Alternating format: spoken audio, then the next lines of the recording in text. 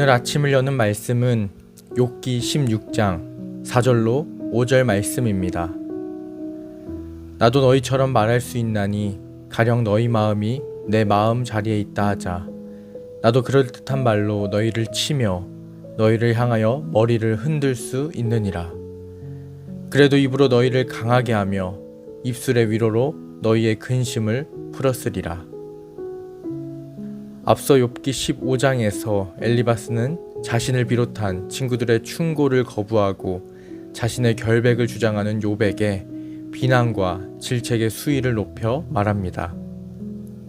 그의 뱉은 말은 욥을 악인으로 정죄하고 악인이 당할 비참한 운명을 제시하며 욥을 공격하였습니다.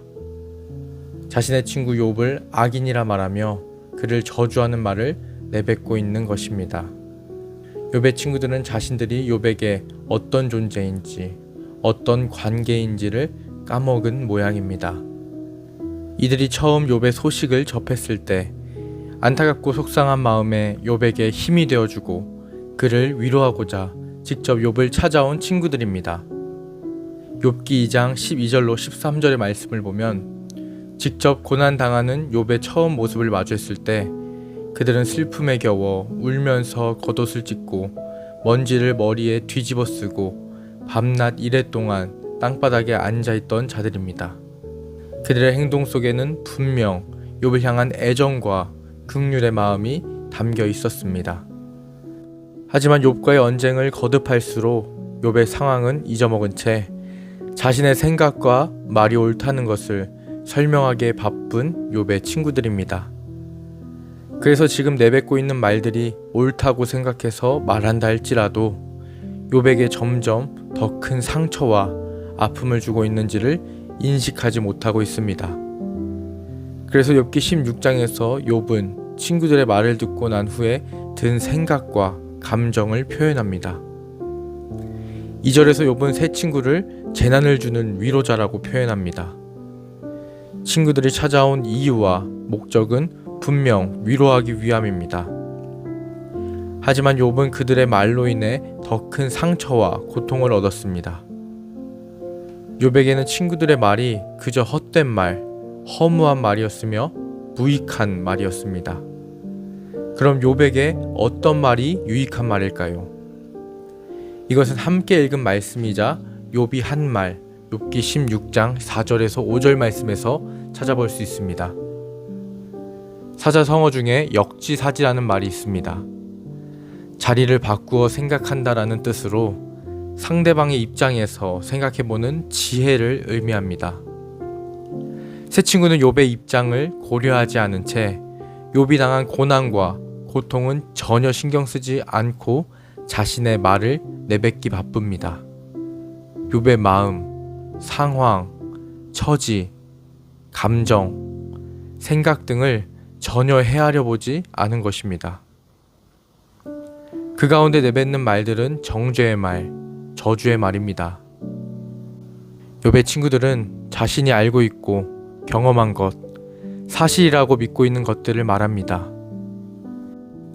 그 말의 결과 욥에게는 상처와 아픔만이 남게 됩니다. 요즘 젊은 사람들이 쓰는 말로 팩트 폭행이라는 말이 있습니다. 팩트, 즉 사실을 말하지만 그것이 폭행과 같이 폭력적으로 다가오는 것입니다. 쉽게 말해 사실이라고 말했던 말이 듣는 사람에게는 상처가 됩니다. 새 친구는 분명 욥을 위로하려고 왔습니다. 하지만 욥에게 상처를 주었다면 그들이 뱉은 말은 실패한 말입니다. 그렇다면 욥에게 위로가 되는 말은 무엇이냐? 5절의 말씀처럼 그 사람을 강하게 하는 말, 근심을 풀어주는 위로의 말입니다. 가령 현재 찾아온 고난으로 절망하고 있는 욥에게 담대하게 함께 하나님과 그분을 향한 믿음을 붙잡자고 말하는 응원, 혹은 욥을 포기하지 않으시고 여전히 그를 붙잡고 계시는 하나님이 계시다는 사실을 상기시켜 주어 그를 위로하는 말일 것입니다. 욥과 새 친구의 상황처럼 우리의 일상에서 이러한 말로 인해 상처를 받는 일들이 종종 있을 것입니다. 듣는 사람의 입장과 처지는 전혀 고려하지 않은 채 나의 생각과 판단을 중심으로 말을 내뱉는데 이것이 듣는 사람에게는 큰 상처를 안겨줍니다. 심지어 이러한 모습은 교회 안에서도 나타납니다. 주님 안에서 사랑을 나누고 서로를 위로하기 위해 모인 우리가 사실이라고 내뱉는 말로 상처와 아픔을 줄 때가 있습니다. 이때 우리에게 필요한 것은 역지사지의 지혜입니다.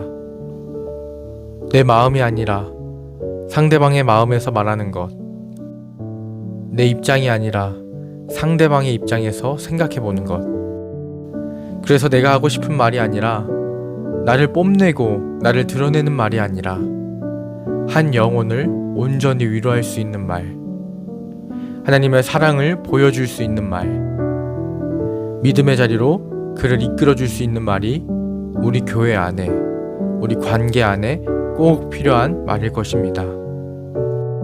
오늘의 일상을 보내며 수많은 대화가 오고 갈 텐데 우리가 뱉는 한마디의 문장 혹은 한 단어가 고난 속에 힘들어하는 이들에게 위로와 공감의 말을 건네주어 하나님의 사랑과 은혜를 간접적으로 전해줄 수 있는 영등포 중앙교회 성도님들 되기를 소망합니다.